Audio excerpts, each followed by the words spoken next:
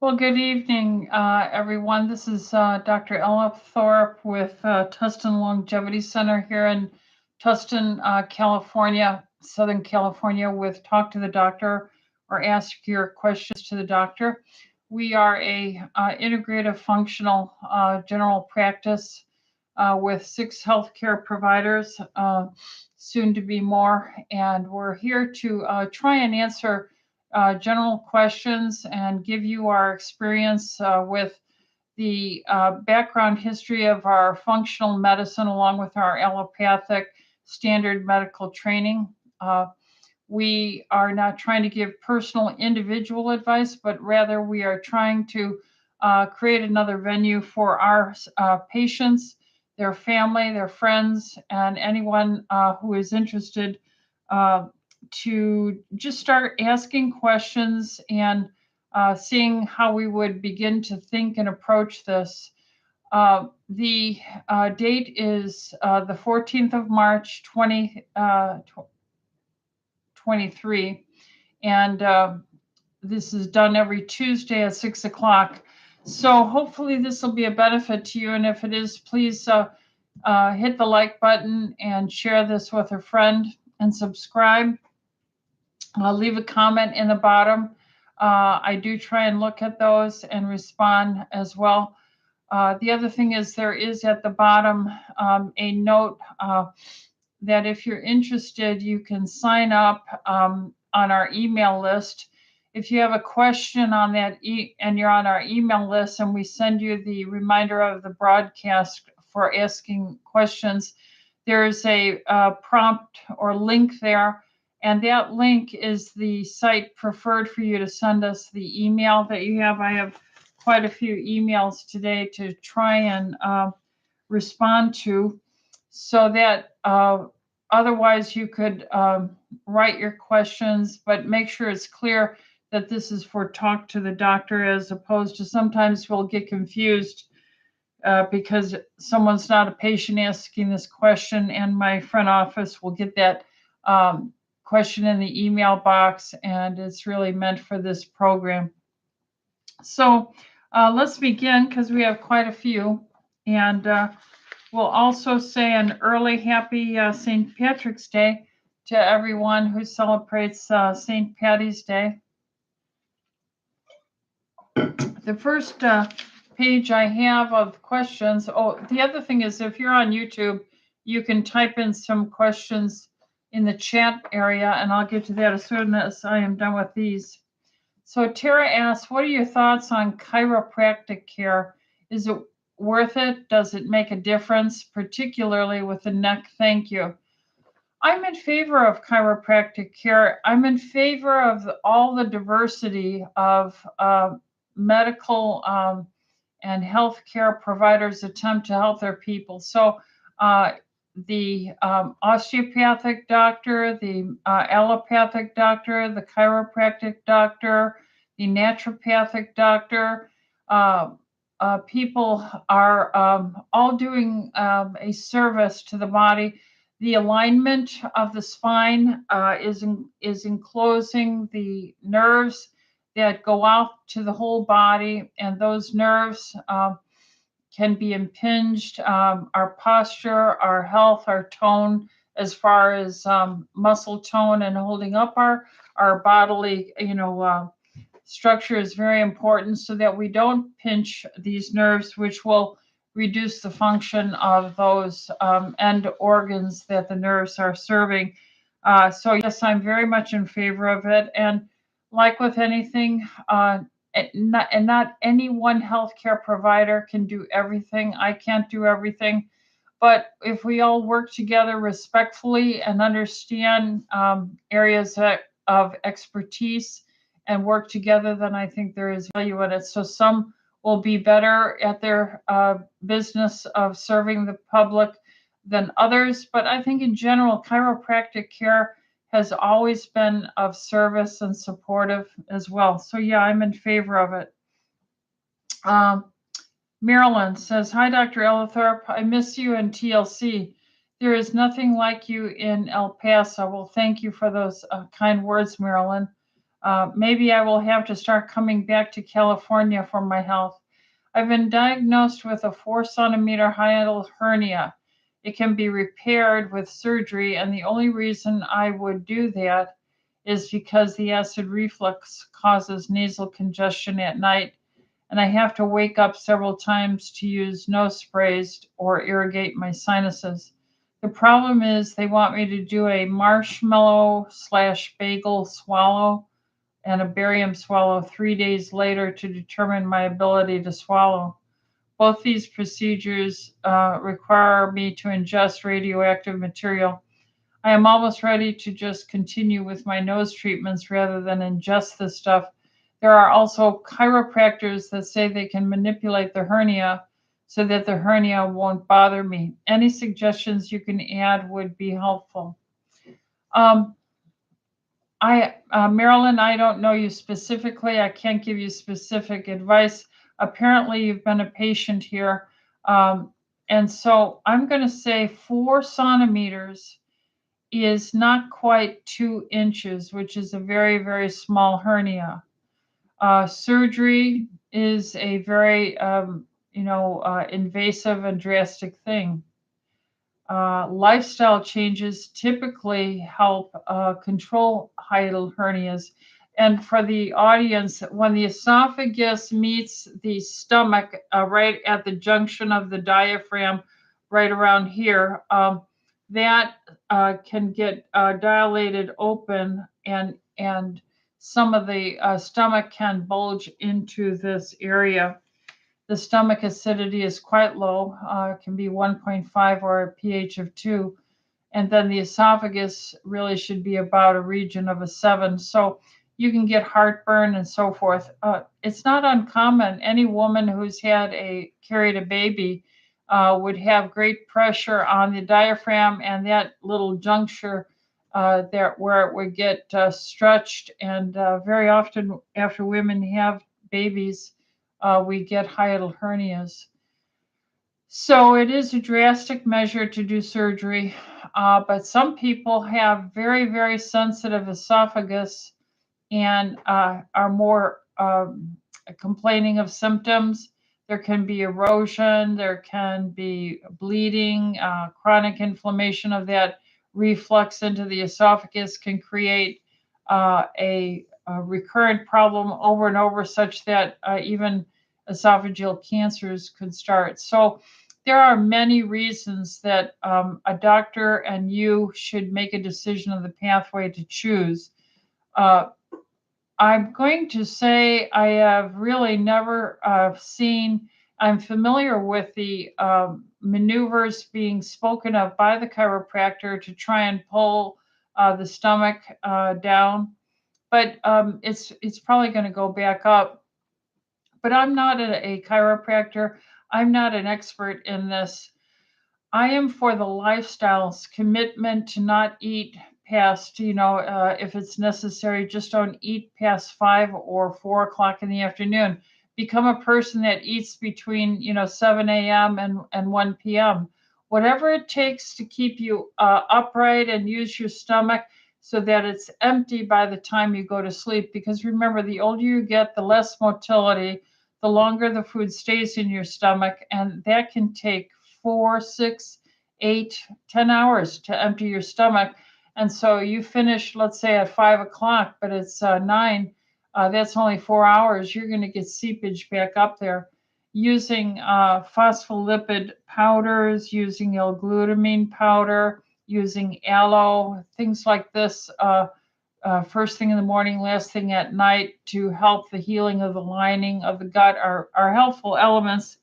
But I'm going to say you need to make that decision with your doctor, Marilyn. And then I have never seen chiropractic successful adjustment of the hiatal hernia, but I'm not an expert. Maybe there is some value, and there are patients who have had great success. But I do know that lifestyle, don't lay down after eating. If necessary, turn your feeding window between 7 and 1 in the afternoon, or 8 and 2 in the afternoon. to really never have evening dinners, using the aloe, using phospholipids, our phospholipid powder, and use a digestive enzyme as you get older. Use glutamine, aloe, and I would exercise. The more tone in your whole body, the better off you're going to be. And of course, if you're overweight, losing weight will help you have less of a hiatal hernia, pressure on the abdomen.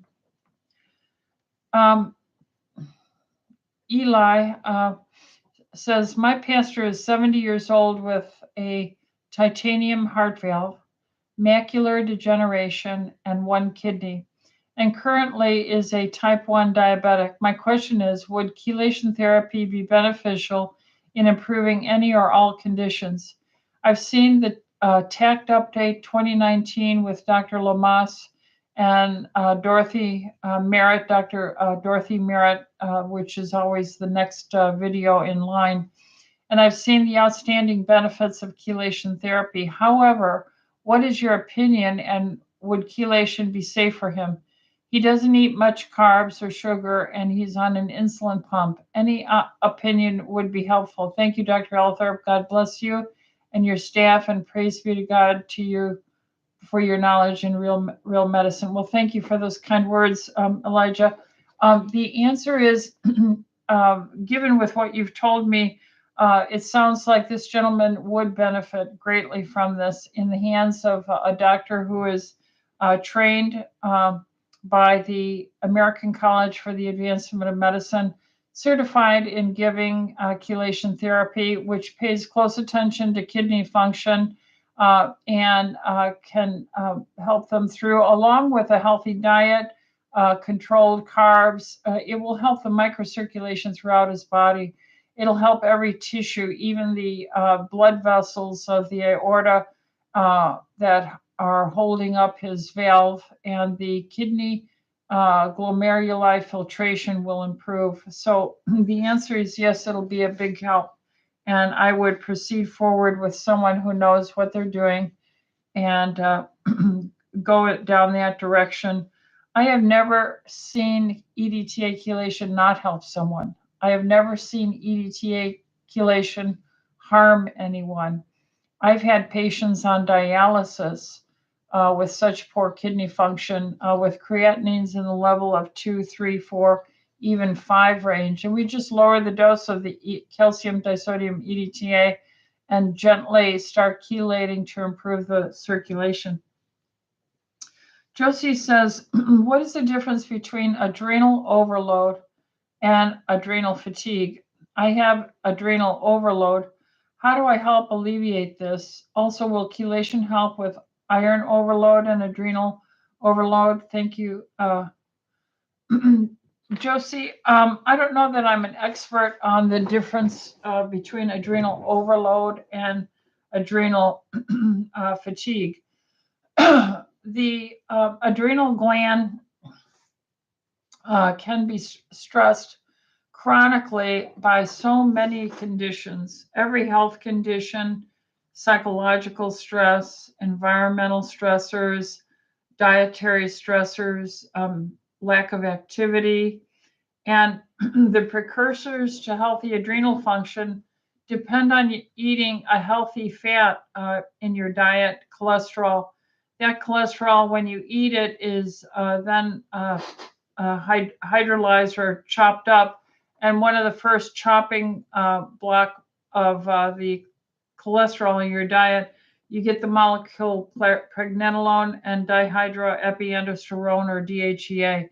DHEA then will go down a pathway biochemically that will help make cortisol and help restore adrenal function. I always give DHEA. Once again, that's DHEA in the range from 5 milligrams up to 100 milligrams a day. And then, of course, I recheck the cortisol, I recheck the DHEA, and it will help also make testosterone for muscle tone. So I would strongly encourage you to eat a real food diet, healthy diet that has healthy fats, butter in it, meats, fish, chicken with the skin on it, roasted, not fried or anything like that. And then use a digestive enzyme if necessary, especially if you're a blood type A.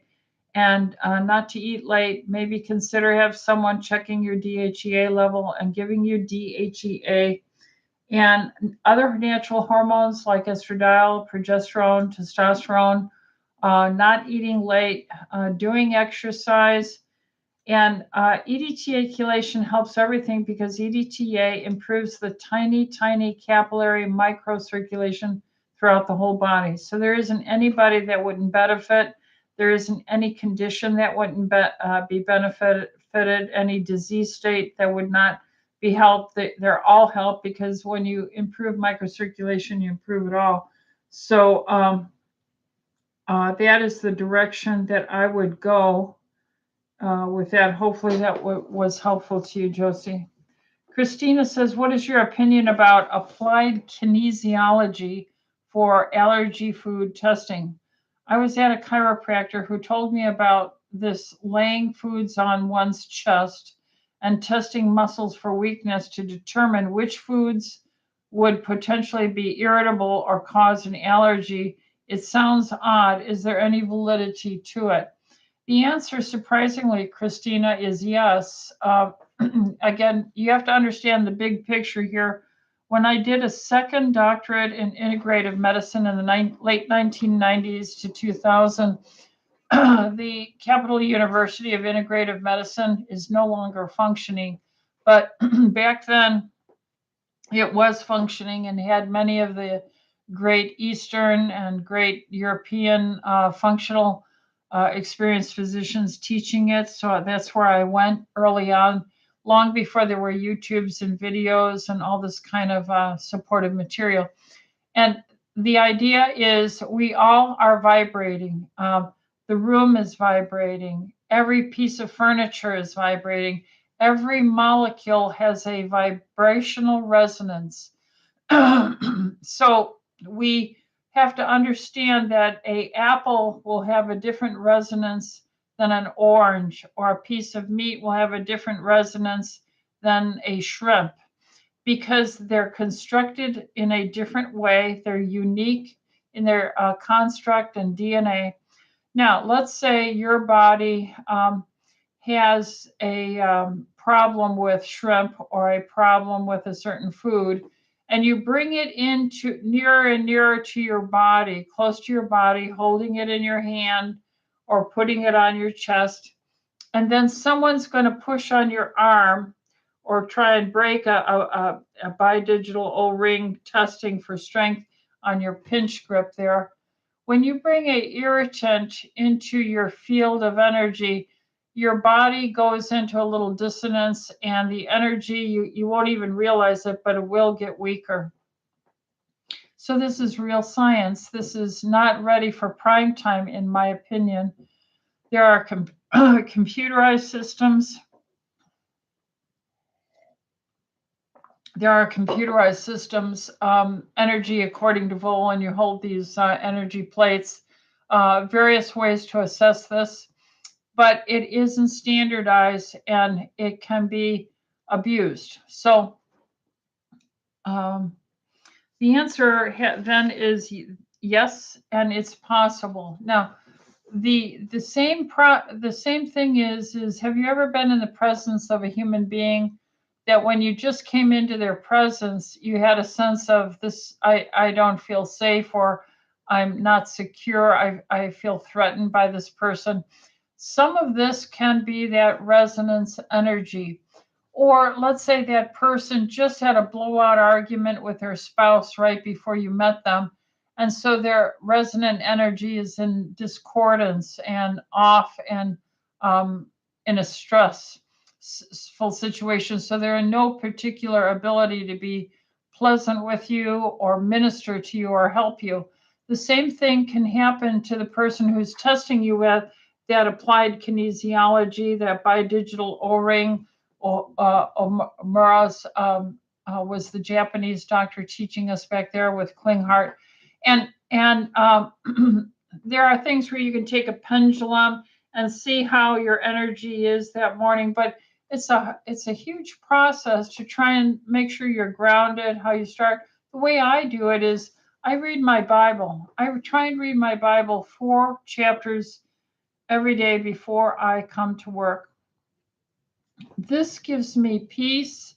It gives me screws my head on right as to why I'm here, what my purpose is, and then when I go to God's great creation, when I see each living soul in front of me, I get appreciation for my role and what I'm supposed to do and how I can try to minister to them, not represent myself more or less than what I can do. So I believe that's the best way, and I'm not into New Age material, although there are some, herbs and various medical treatments that you might think are New Age, but they have real science grounding in them. So I try and put all of this together to help my patients here. And I would then say applied kinesiology is a real thing. I don't think it's ready for prime time. I don't know if the instructor or the doctor can be really clinically able to do the testing day after day after day without bringing their own influence and energy into the situation. So these are the problems with applied kinesiology, the control mechanisms. Okay. Christina also asks, what would you recommend to improve posture? I've seen little devices that go on the back of the neck and vibrate if the posture is bad to remind the wearer to straighten up. Do you think this is worth trying? I'm going to say we, as we get older, we don't exercise. We, as we get older, we put on weight. Stress of aging is cortisol. Cortisol is a steroid. Steroids always are known to increase your weight. So I'm just going to say you have to exercise. So like tomorrow morning at 7 a.m., I'll be in with my Pilates instructor for an hour to work on my stretch, my posture, my tone. And then 3 times a week, I'm doing heavy weightlifting, drinking my water. So all I can say is I ask my patients to do 2 types of exercise. One is resistance training, and the other is the aerobic stretching range of motion, such as something like Pilates, and then take walks and watch your weight. And that's all the best I can say about it as far as a device that stimulates you if you're leaning forward or out of alignment. Unless you exercise, you're going to sell a bazillion of those because everyone's going to collapse and not have tone because they're not exercising. So you got to exercise. All right. Constance says, what does a sleep apnea doctor do? Well, they do a sleep test. You come to their facility and they assess your risk factors, comorbidities, if you're obese, if you have asthma, if you're a diabetic, if you have known heart disease, if you're on certain medications, beta blockers in particular, slow the heart rate down, metabolism. And they watch you sleep. And if you stop sleeping and you have prolonged periods of time without taking a deep breath, this puts a metabolic oxidative strain on your body. And this is called sleep apnea. You're not breathing. We have moments in our brainstem as it quiets down where you can have these kind of what we call paralyzed like moments in certain dream states. You're locked, your body is kind of somewhat paralyzed. And the same goes as we're learning more and more about the neurosciences of sleep. So this doctor specializes in this, and they watch you for several hours. And then they'll come up with a prescription about the type of sleep trouble you're having and their recommendations for remedy.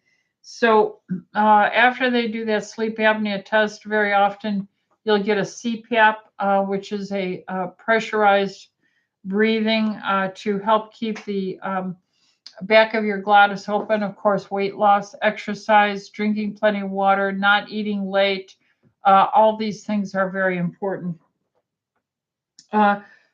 Carolyn says, my 7-year-old granddaughter had blood testing a few years ago for food sensitivity since she has eczema. Per the testing, she is now dairy-free, gluten-free, and avoids canola oil and certain nuts. It's helped control her eczema, but lately she's had stomach bloating and she at times complains about stomach aches.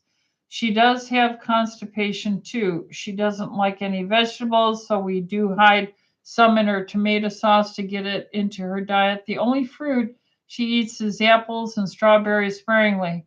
She won't eat much meat, just carnitas and hamburgers, occasionally chicken nuggets. We make sure to buy good meat, grass-fed, organic, and organic fruits and vegetables. What can we do about her stomach bloating? Should we use some sort of supplement to make sure she's getting enough nutrients? Thank you. Carolyn, I would want to know her blood type. Likely she's a blood type A. The second likelihood is O.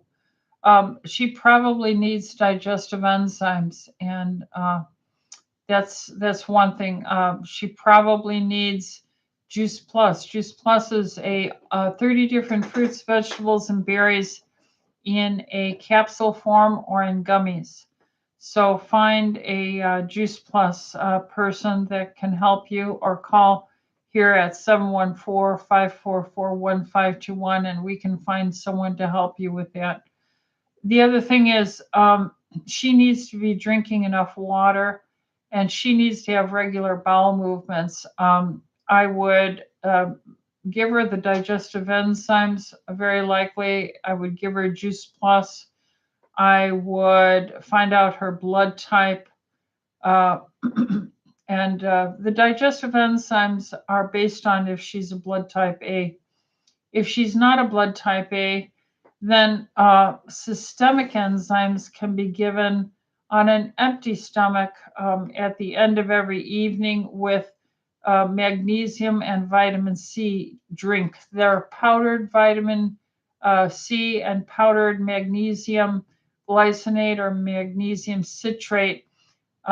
Those, if you take with a multi-mineral capsule, should help her have regular bowel movements, but you've got to insist on a certain amount of water per her weight. So if she's let's say 60 pounds, she should drink 30 ounces of water a day, which is 2 16-ounce bottles of water. That's the direction I would head with her. Get her blood type, get a functional doctor who can find her blood type, who can give her the powdered C, powdered magnesium drink. You could do that morning and evening. Give her a reward for every day she drinks 32 ounces of water. Never let her eat late. Find the blood type. Give her digestive enzyme if she is an A. Give her vitamin D and a probiotic and the multi-mineral capsule. Those kind of things. That's how I would begin with her.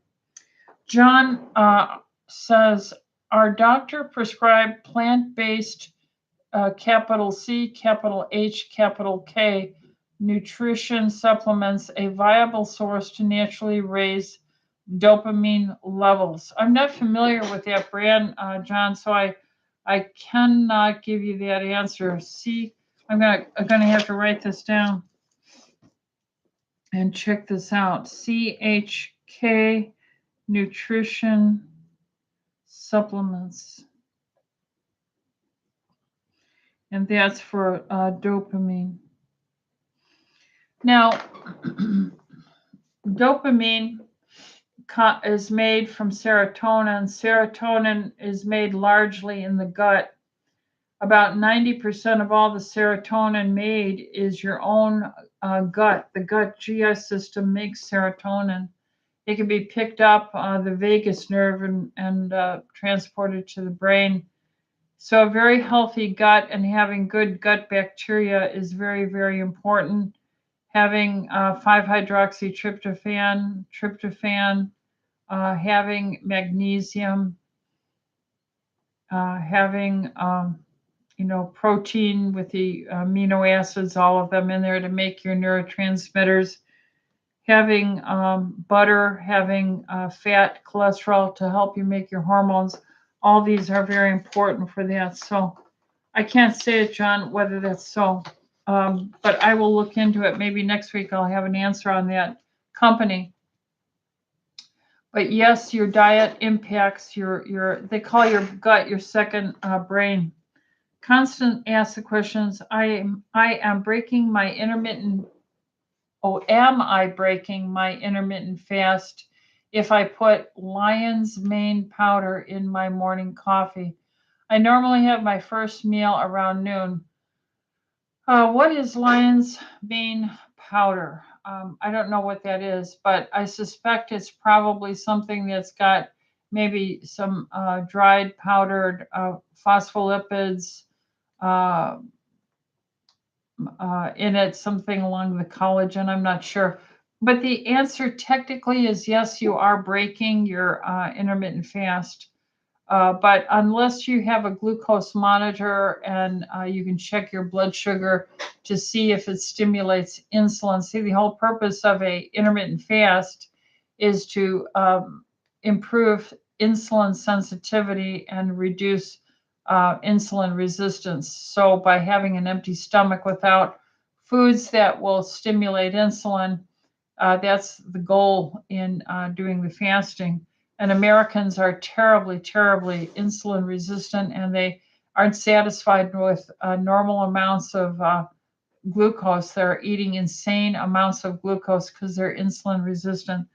But in general, if you put butter in your coffee, if you put heavy cream in your coffee, these are usually not things that will break up the fast to a degree that the insulin will rise from glucose.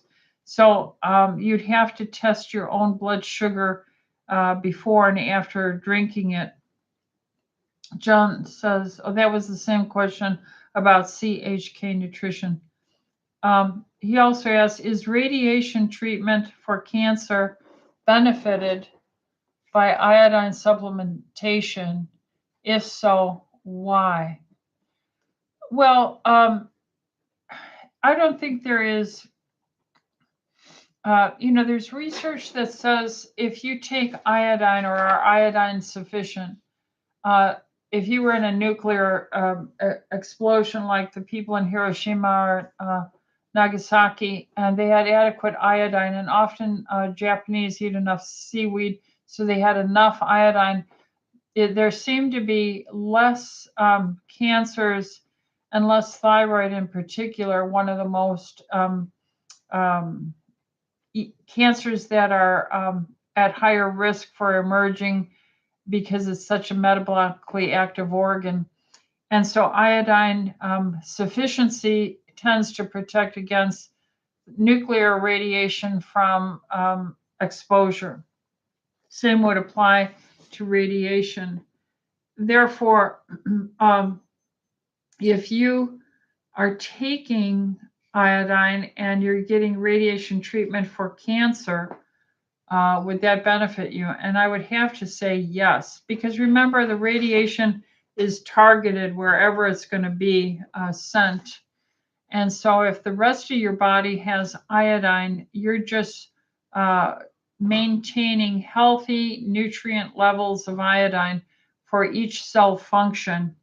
And so I'm going to have to say the answer is yes. And the why is because iodine, I don't know if I know the chemistry or the biochemistry or the physics as to exactly why iodine seems to protect other tissues. I do know that hyperactive or metabolically active tissues that are more active, like your gut, your thyroid, uh, your skin cells seem to be better protected with iodine. And so that's the benefit area of it, maybe because of their higher metabolic function. Christine says, question 1, due to dietary restrictions associated with long-term irritable bowel syndrome, diarrhea, my gastroenterologist feels I may be nutritionally deprived and need a multivitamin. I am limited to white potatoes, chicken or turkey, oatmeal to keep my GI symptoms under control. What multivitamin would you recommend? I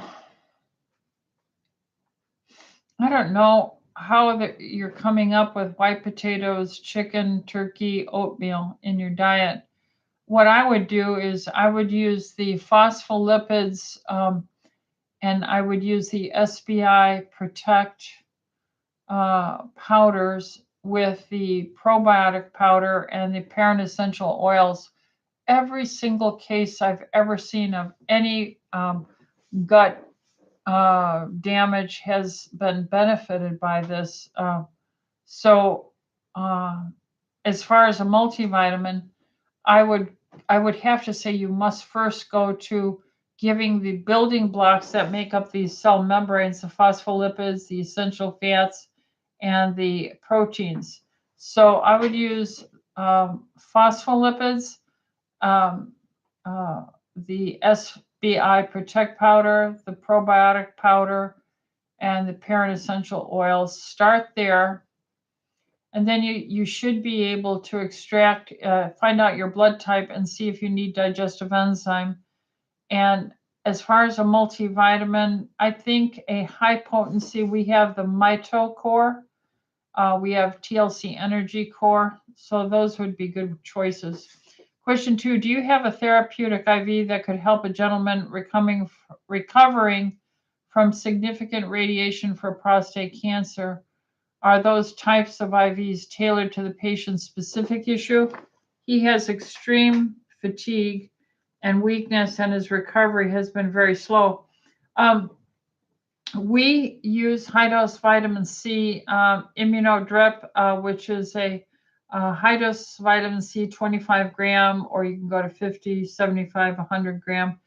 And the immunodrip has the multi-minerals and B vitamins, things like this with it. But you would have to be seen by the doctor if you wanted more specific guidance.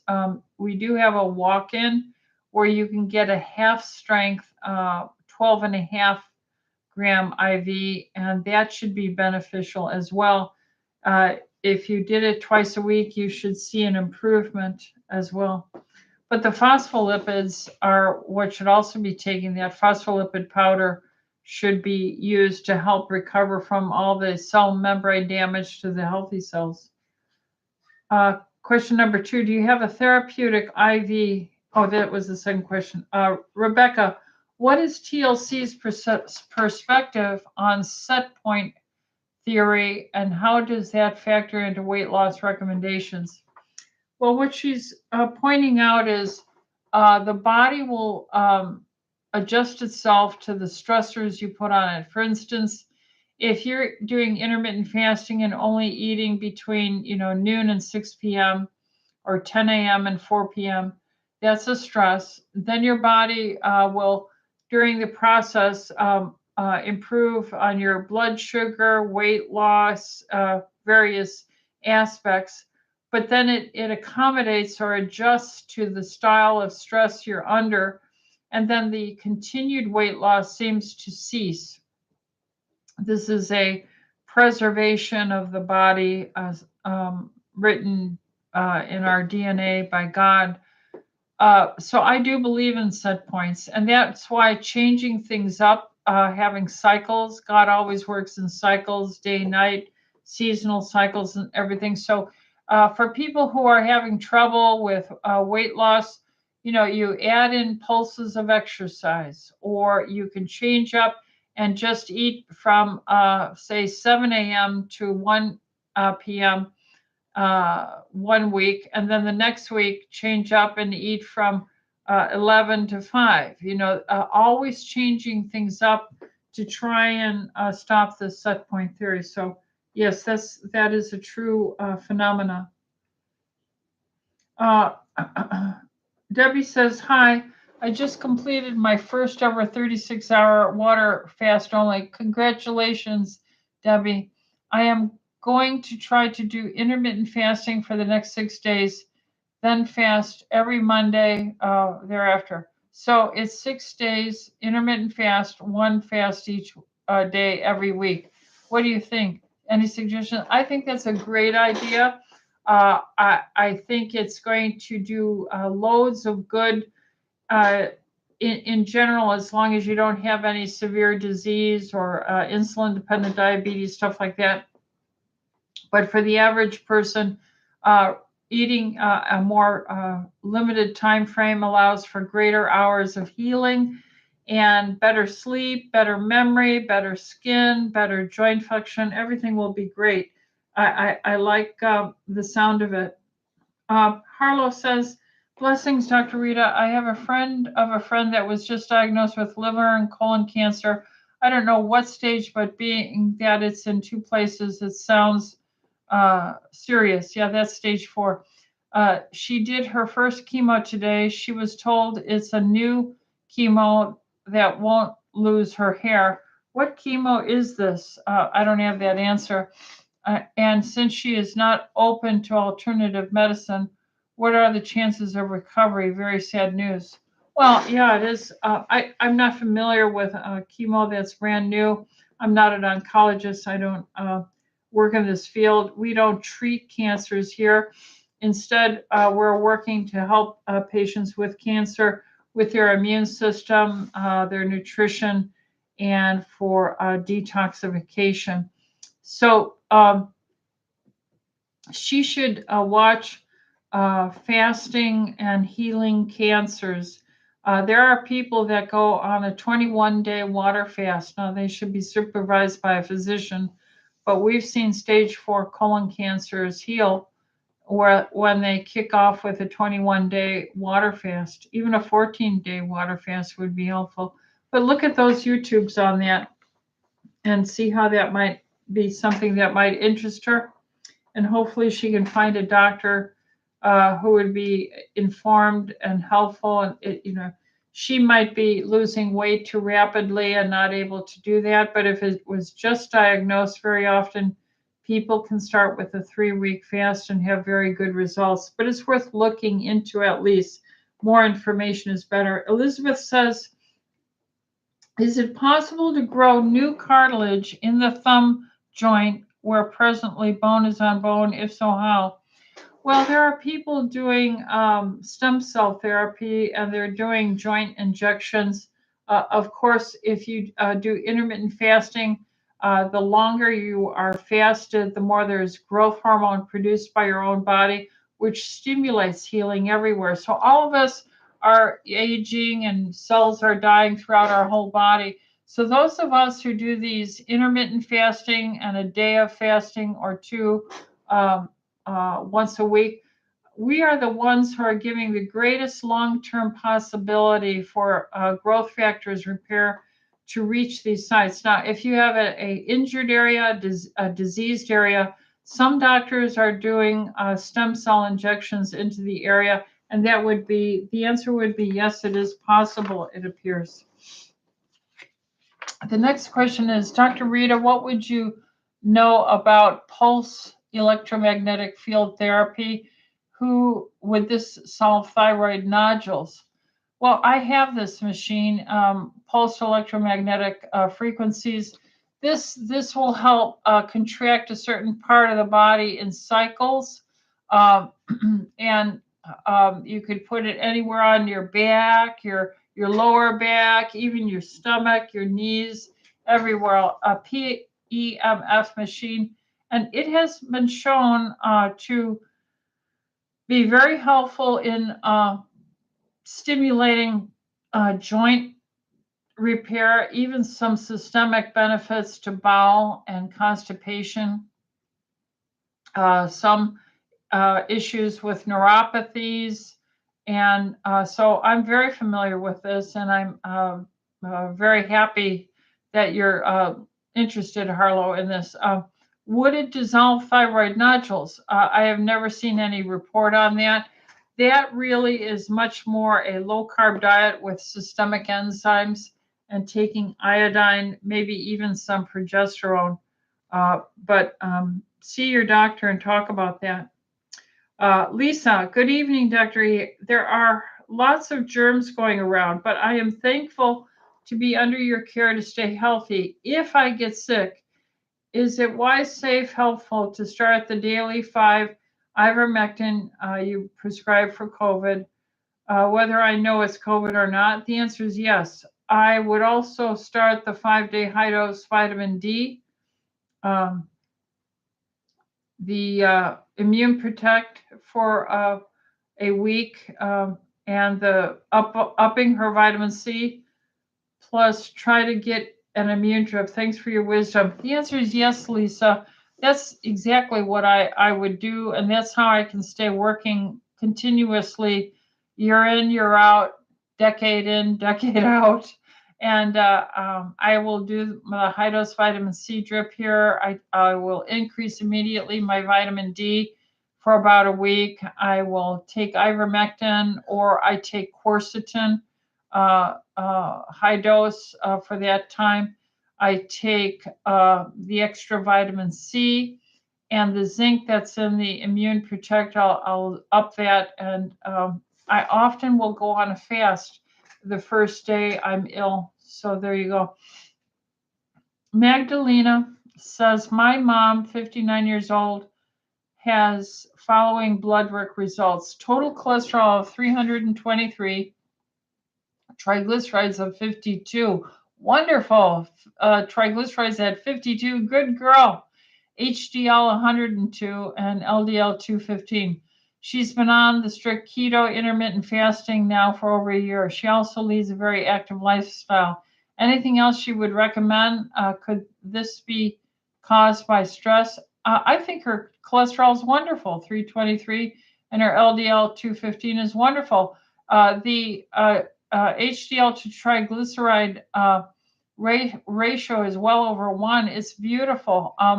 You have to realize, I used to see patients in the 1970s, and they had cholesterol levels of 430, 560. So cholesterol has nothing really to do with anything in general. There's a very extreme rare genetic disorder. This is not it. Her triglycerides, when they are less than the HDL, she's wonderful. Don't worry a thing about it, Magdalena. Elise, I am a 28-year-old female. I have been experiencing cramps around day 17 of my period and occasionally spotting over the last year. Some months are very excruciating on the floor in the fetal position, while other months aren't as severe. I also experience cramping and migraines during my period. What do you recommend? I have polycystic ovarian syndrome, type A blood. I've been on the keto diet since 2019, exercise 4 days a week, weightlifting and cardio. I take 4 pumps of your progesterone cream days 15 through 25 of my cycle. I found this has helped my symptoms so far.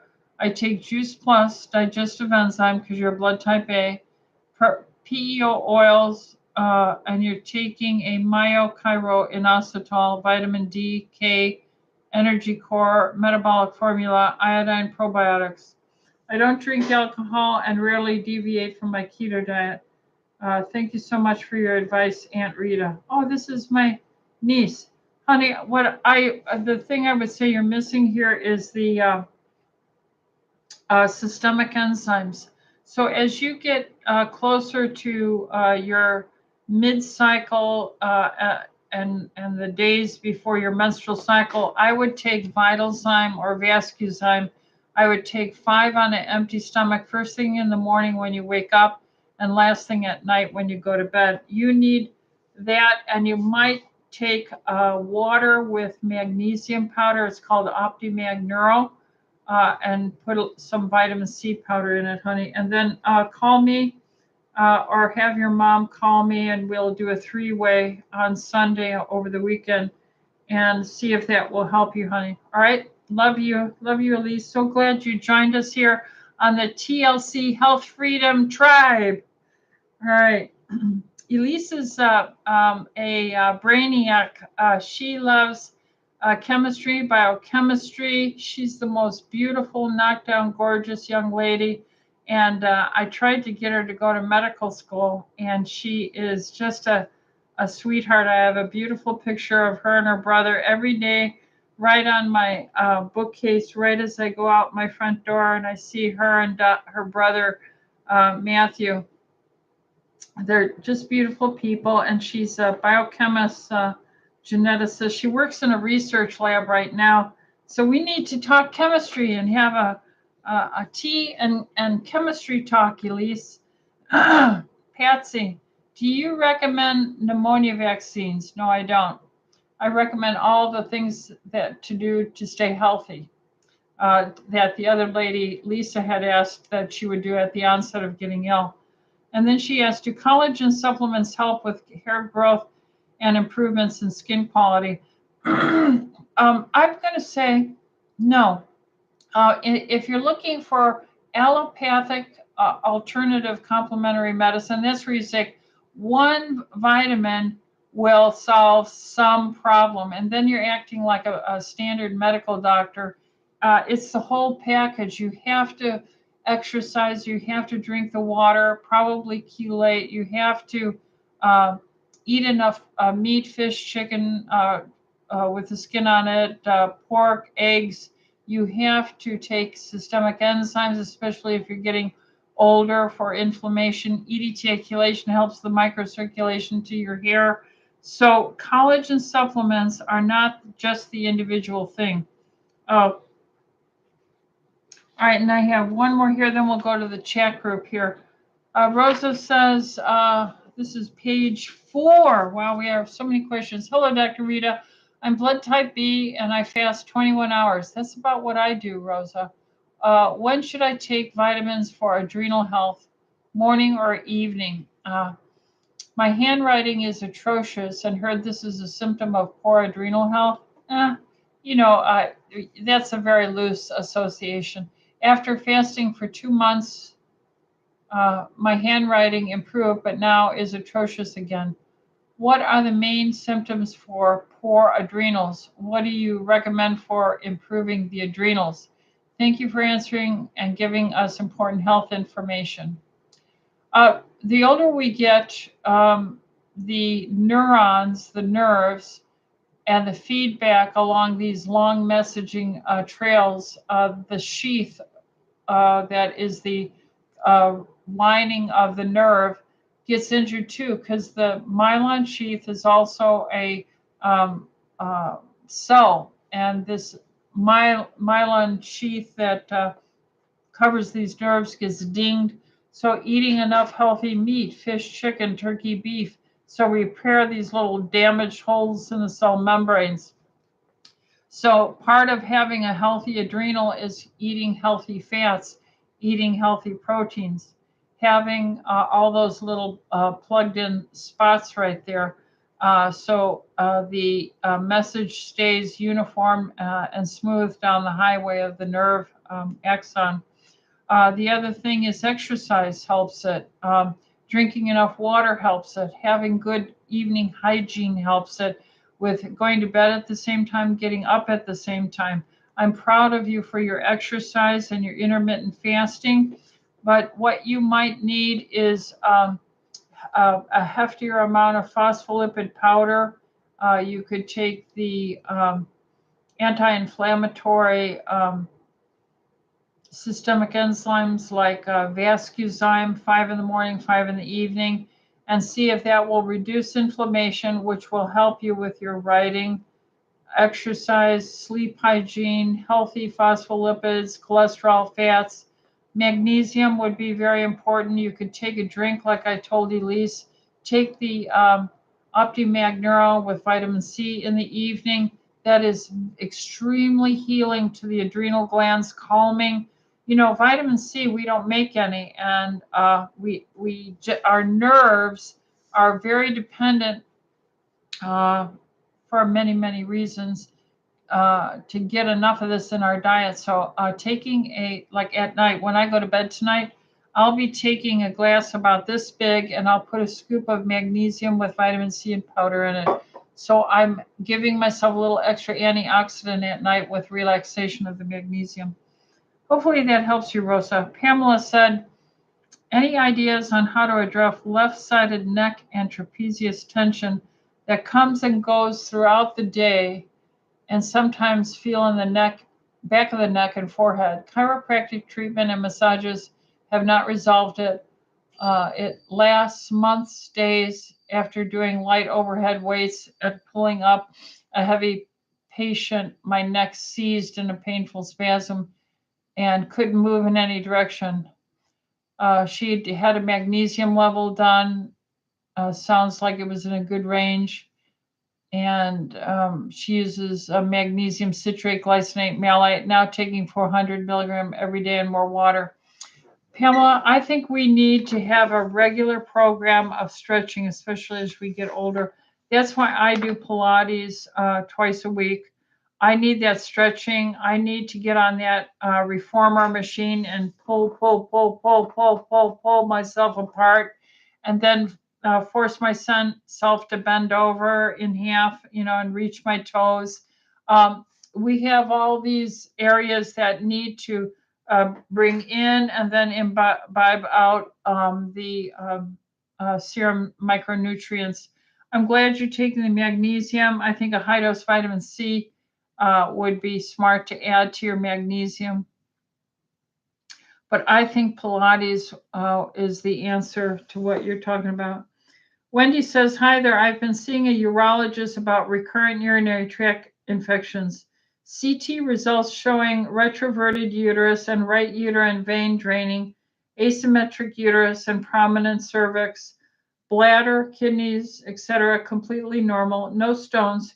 Urologist is referring me to a gynecologist at this point. Have you had experience with this causing urinary tract infections? UTIs have been proven with culture several times in the last year, so it's not just symptoms. Infections and symptoms return within 1 or 2 weeks after ending the antibiotic. I am now on low dose long-term antibiotic and symptoms but free. This is not a long-term plan. I can't quite read this. Have had all manner of blood work, all labs, hormones. I'm 31, otherwise healthy. Doctor himself said he's puzzled why I can't find infection, and so assumes there's an internal source causing it. But obviously he isn't an expert in female organs. I am intermittent fasting, healthy weight, low carb. Thanks for any and all inputs. God bless. I hope, I don't know if you were vaccinated with that mRNA.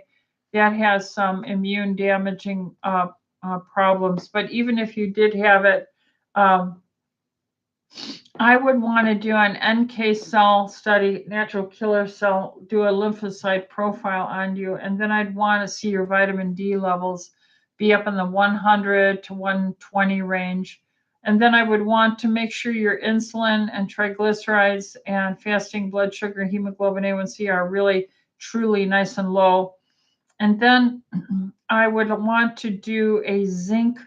If you do the red blood cell magnesium, hopefully you got a zinc level. And kind of look at it from that point of view, and your DHEA. Now, also, we can give D-mannose. We can give D-mannose is something that helps the bladder. I've never heard of a retroverted uterus being the cause of UTIs, but Wendy, see your doctor. Get a doctor who would check some of those things and go from there. Let's see if I can answer some of these questions here on the YouTube. Deborah says, here's a joke for you tonight. How did the doctor cure the invisible man? He took him to the ICU. Oh, is that funny? He took him to the ICU. Oh, Debbie, you made my day. I gotta tell John and my son Talon that joke, and Brighton and Christina and everybody. I'm gonna tell that joke. That is so funny. How did the doctor cure the invisible man? He took him to the ICU. Oh, is that great? Oh my goodness. Christina, hi, Dr. Rita. Sometimes at night when going to bed, I get a pain in my right upper back that radiates to my jaws. Almost feels like a burning sensation. Usually lasts hours. Any ideas? Christina, that is so unusual. I would want you to see your doctor. And pain that radiates into the jaw, I always think cardiac. I would get concerned about cardiac pain. So I would see a doctor or uh, go to a urgent care if that happens again. I don't like the sound of that. So Laura says, recommendations for rheumatoid arthritis and MS. Uh, well, everything that's involving the avoiding food allergies, stopping autoimmune phenomena, EDTA chelation therapy to improve the microcirculation, and restoring the cell membranes with phospholipids, that kind of a pathway. Laura, my grandmother is V damage. Oh, she is not getting any help from her MD or cardio. She gets short of breath, pain across her back and center of her chest. It scares me. Any advice I would give her? Well, that sounds again cardiac also, and I would have to say, Laura, she has to go to the urgent care and have an EKG. Look for leads that would do some T wave and QR waves and see if she has myocarditis from it. Also, get a tropanoin and a D-dimer on her. But that would concern me, Laura. I would take her to the ER when that happens, or you don't have to wait. Just take her and get that done with a doctor. Tara says, "Hi, Dr. Rita. How long after a TBI would you recommend getting back to chelation for detox?" After a TBI. I don't know what that means, Laura, Tara. So total bilateral. I don't know. I don't know what you're thinking.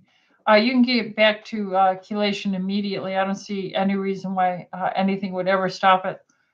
Laura says, I worked with Dr. Klinghardt. Yeah. And he developed ART. I like bioresonance testing like Zyto, and that helps to dig deeper with conventional testing modalities. Yeah, Laura, true. Dr. Klinghardt was one of the teachers way back when in the 90s when I went for my doctorate there. Julia says, stool test shows I have metabolic imbalance, very low short chain fatty acids, specifically butyrate. Yeah, so you need to use digestive enzymes when you eat. You have to get prebiotics and probiotics in your diet, vitamin D in your diet. That helps you make serotonin, makes you happier. Constance Gonzalez, it is mushroom powder. What is mushroom powder? Constance Gonzalez. Oh, lion's mane is mushroom powder. I see. All right. So very often, correct. And lion's mane, if that's mushrooms powder, that has some phospholipids, fats, and it's going to have some carb effect. It tastes like coffee too. I think I've had it then.